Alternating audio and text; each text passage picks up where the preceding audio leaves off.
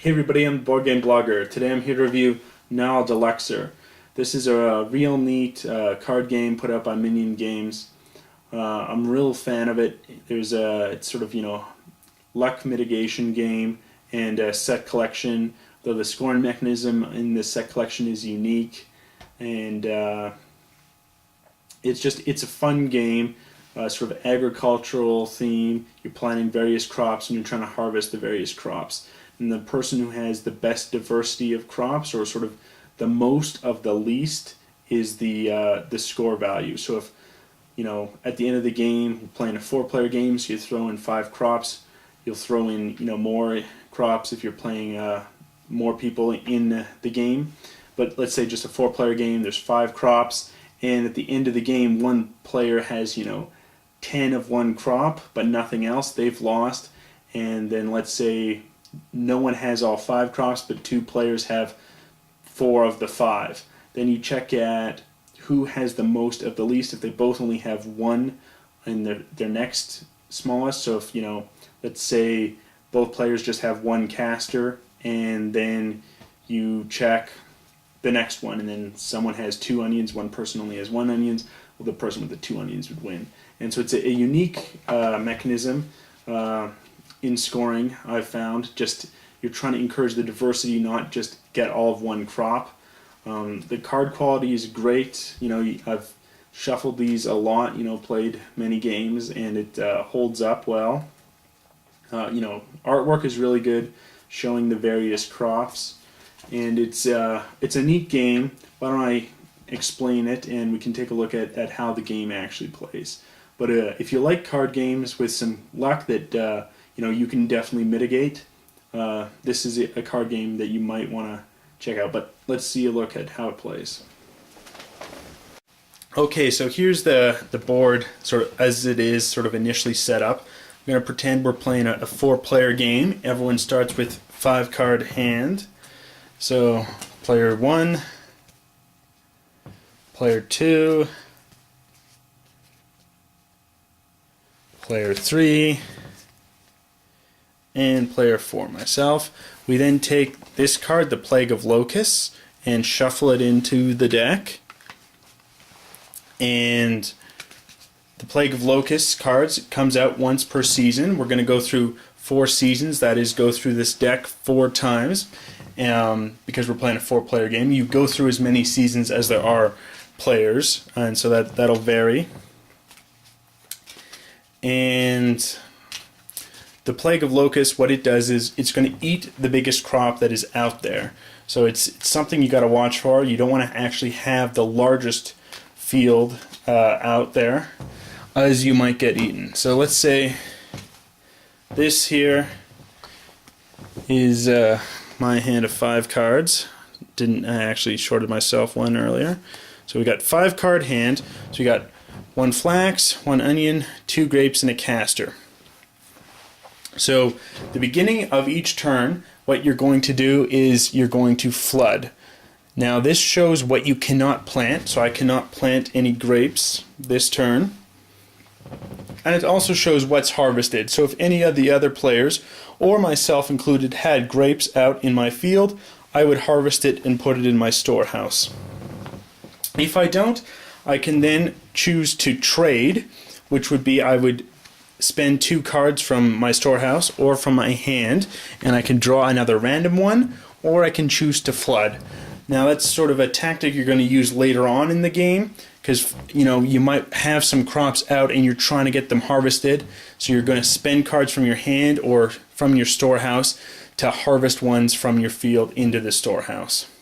And it's a neat mechanism. Or if you just need a particular card, let's say you got a ton of onions in your hand, but you've got a ton of onions in your storehouse, so you don't actually need any more onions, you can spend cards to at a rate of 2 to 1 to just draw them off the deck. So, but at the first turn I won't actually trade. So now I can either plant or speculate. There's going to be some speculate cards in the deck, which you put them down, and then the next person's turn they flood. If it comes up on the speculation, you'll draw an additional 3 cards. But as you can see, I don't have any in my hand right now. So instead then I can plant. Now when you plant, you can plant in one of three ways. You can either put down 2 or more of a particular kind, so I normally could play grapes. However, because grapes is the flooded, I can't actually plant grapes this turn. So I could do either one of one particular type and one of a particular other type of crop. So here I could plant 1 flax and 1 onions into the field. I would then draw 2 cards, and at the end of the turn you always draw 2 cards. It's not that you refill your hand to 5, but you would just simply draw some cards, and here is a speculation card, so I could speculate on caster when it comes back to me. But now what will happen will be, it's the new player's turn, it will flood, flax occurs, this player gets to harvest their flax, it goes into the storehouse, and that's what you have harvested in your storehouse is only what occurs for scoring purposes. We'll check the next player's turn. They can't play any flax here, but they have a bunch of caster, so they could play down some caster. Let's say, however, that they had an onion in their hand. Just going to go through the deck to find an onion here. So for instance, they actually had an onion instead of an additional caster. They could not play both an onion and a caster down because this means that there's 2 onion crops, and there can never be 2 crops of onions at the same time. So if there's one person with onions, there can never be a second onions thrown down. So the only way this player could place onions would be if they'd placed 2 onions at once. And if they placed 2 onions down, it would wipe this player's off the board. They don't get it in their storehouse, it goes into the discard pile. And so what you're doing is you're trying to build up more of one crop in your hand to then go and wipe out somebody else's crop in the field. But if you throw down too big of a crop, you're at risk that the Plague of Locusts might eat it. So it's a neat game. The trading aspect becomes important in that you're discarding cards from your hand to try and get the right type of crops out, or to keep flooding to harvest off of your field into your storehouse. I find it's a really neat game. Plays quite quickly, but there's a lot of luck, but you definitely mitigate the luck. There's a lot of brinkmanship going on, and it's a really neat game.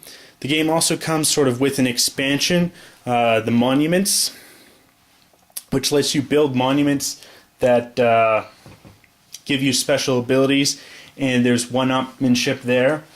However, I've found, at least in a 2-player game of Nile, that the Monuments it's not very well balanced.